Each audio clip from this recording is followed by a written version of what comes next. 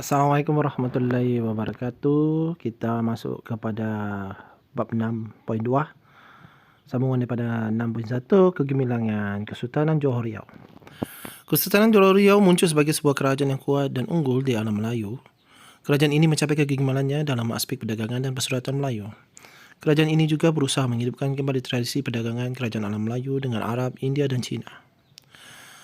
Pusat perdagangan yang unggul. Pada abad ke-16 dan ke-17, Johor muncul sebagai pusat perdagangan yang menjadi tumpuan pedagang. Terdapat beberapa keistimewaan yang menyebabkan Johor muncul sebagai pusat perdagangan yang unggul. Pusat perdagangan dan pelabuhan entrepot. Kedudukan yang strategik. Pelabuhan Johor Lama, Batu Sawah dan Pancor mudah dimudik oleh kapal besar kerana Sungai Johor yang lebar dan dalam. Lokasi pelabuhan di kawasan selatan Selat Melaka membolehkannya mengawal lalu lintas kapal dagang dari timur dan barat. Pelabuhan Riau yang terletak di persimpangan lalu lintas maritim yang strategik menjadi tumpuan para pedagang luar untuk berurus niaga. Kedua, tumpuan para pedagang. Tumpuan pedagang dari China, Gujarat, Belanda dan pedagang Inggeris. Pedagang Jawa menjadikan Johor sebagai pelabuhan pilihan disebabkan tidak berminat dengan berdagang dengan Portugis di Melaka. Pedagang Siam memasarkan hasil pertanian seperti beras. Turut menjadi tumpuan pedagang dari tanah jajahan dan naungan serta kerajaan lain di alam Melayu. Ketiga, pusat pengumpulan dan pengedaran pelbagai barang dagangan. Pelabuhan Johor berperanan sebagai pusat pertukaran barangan keluaran alam Melayu dengan barangan dari Cina, India dan Arab. Barangan dagangan yang dibekalkan oleh tanah jajahan dan naungan Johor ialah lada hitam, biji timah dan emas. Biji timah dibawa masuk dari Kelang, Sungai Ujong dan Bernam serta Pulau Bangka, Sumatera. Lada hitam dibawa dari Jambi dan emas pula dari Indragiri. Barang tempatan lain ialah kelapa kering, kayu gaharu, damar, kelembak, sagu, pinang, ikan masin, periuk belanga, lilin dan garam yang didatangkan dari Pahang, Timur Sumatera. Kepulauan Riau, Sungai Ujong, Kelang, Naning dan Rembau. Keempat, kesibukan Pelabuhan Johor Riau. Terdapat 500 hingga 600 kapal dagang pelbagai bangsa berlabuh di Pelabuhan Johor, terutamanya di Pelabuhan Riau. Antara kapal yang berlabuh di Riau termasuklah kapal Siam, Portugis, Inggeris dan pulau-pulau di alam Melayu. Pengurusan pelabuhan. Kecakapan pelabuhan Kesultanan Johor Riau mengendalikan barang dagangan dan kemampuannya membekalkan semula kapal dengan cepat dan murah merupakan antara faktor utama yang menjadikan pelabuhannya sebagai pelabuhan entrepot. 1. Kemudahan pelabuhan. Menyediakan gudang bawah tanah untuk menyimpan barangan bagi mengelakkan daripada kebakaran. Menyediakan pegawai terlatih untuk mengendalikan urusan perdagangan. Membekalkan barang yang diperlukan oleh pedagang seperti lada hitam dan rempah ratus. Kedua, urusan jual beli. Perdagangan dijalankan secara tukar barang dan menggunakan mata wang. Sultan Alauddin Riyad Shah I memperkenalkan mata wang emas yang dikenali sebagai mas, wang perak sebagai kupang dan wang timah sebagai katun. Pada akhir abad ke-18, mata wang asing seperti dolar Spanyol, dolar Meksiko dan duit Belanda turut digunakan. Syah Bandar merupakan pembesar yang bertanggungjawab menguruskan sistem jual beli dan kutipan cukai pelabuhan. Cukai pelabuhan yang dikenakan terhadap pedagang adalah berpatutan. Syah Bandar juga menetapkan ukuran dan berat timbangan barangan.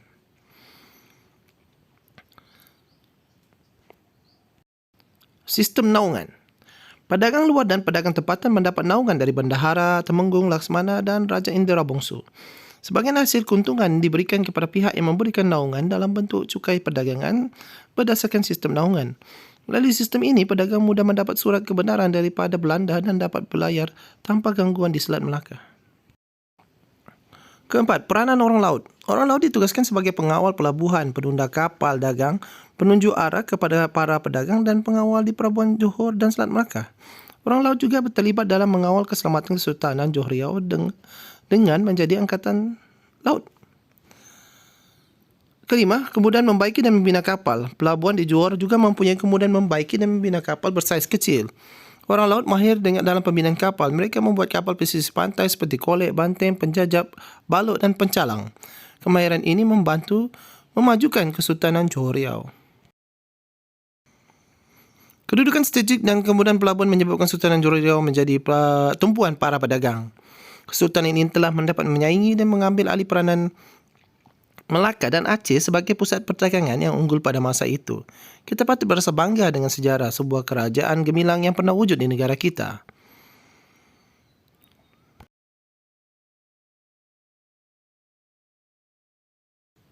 Pusat Persuratan. Penghasilan karya persuratan membuktikan Kesultanan Johor Riau juga tidak ketandusan dengan karya agung dan tokoh persuratan yang berkaliber. Batu Sawar dan Pulau Penyengat, Riau memainkan peranan penting dalam perkembangan penulisan karya persuratan berkaitan dengan kerajaan alam Melayu. Karya agung. Kesultanan Johor Riau banyak menghasilkan karya agung. Karya agung bermaksud karya yang tertulis dalam bahasa Melayu yang mampu mencetuskan unsur pemikiran, sistem nilai dan kepercayaan, fasa atau pandangan hidup bangsa Melayu. Karya agung juga melambangkan pencapaian unggul dalam tabanan Melayu yang mencerminkan pemikiran dan pandangan hidup bangsa Melayu. Salaratus Salatin bermaksud salasila raja-raja atau peraturan segala raja-raja. Naskah asal karya ini bernama Hikayat Melayu telah disusun dan ditulis semula oleh Tun Sri Lanang pada tahun 1612. Kandungannya menceritakan asal-usul keturunan raja-raja Melaka, adat istiadat kerajaan dan sejarah Kesultanan Melayu Melaka. Hikayat Hang Tuah. Sejarawan menyatakan bahawa naskah ini dihasilkan oleh pengarang dari Johor selepas kekalahan Portugis di Melaka pada tahun 1641. Hikayat Hang Tuah ialah sebuah epik kepahlawanan yang merentas sepanjang zaman kegemilangan Kesultanan Melayu Melaka. Kandungannya juga berkaitan dengan ketaatan atau kesetiaan Hang Tuah kepada Raja dan Kesultanan Melayu Melaka. Tun Sri Lanang. Nama sebenar Tun Sri Lanang ialah Tun Muhammad bin Tun Ahmad Paduka Raja. Dilahirkan di Bukit Seluyut, Kota Tinggi pada tahun 1565. Menjadi bendahara Johor semasa pemerintahan Sultan Alauddin Rakyat Shah kedua, menyusun dan menulis semula Salaratus Salatin atas titah Raja Abdullah, Adinda Sultan Alauddin Rakyat Shah kedua. Dilantik sebagai penasihat Sultan Iskandar Muda, Aceh dan menjadi Raja Uli Balang di Samarlanga. Karya lain. Tajuk Salatin dan Mahkota Raja ditulis oleh Bukhari Al-Jawhari. Karya ini merupakan antara karya persuratan tersohor dihasilkan pada zaman Kesultanan Johor Riau. Tufat Al-Nafis, Salasila Melayu dan Bugis, dan Gurindam 12 dikarang oleh Raja Ali Haji. Hikayat Anak Panah Sedasa dikarang oleh Tun Hisap Misai. Syair Ungku Putri dikarang oleh Raja Ahmad. Kelahiran karya persuratan merupakan pengiktirafan kepada kegemilangan Kesultanan Johor Riau sebagai pusat persuratan alam Melayu pada abad ke-17 dan ke-18. Kesannya, kesultanan ini muncul sebagai pusat perkembangan persuratan dan bahasa Melayu yang terulung di alam Melayu. Kita perlu menghargai karya-karya persuratan ini kerana karya tersebut merupakan warisan bernilai yang menjadikan rujukan hingga hari ini. Tuan-tuan dan puan pelajar sekalian, kegemilangan sebagai pusat perdagangan dan pusat persuratan Melayu menyebabkan Kesultanan Johor Riau muncul sebagai kerajaan masyhur dan unggul di alam Melayu.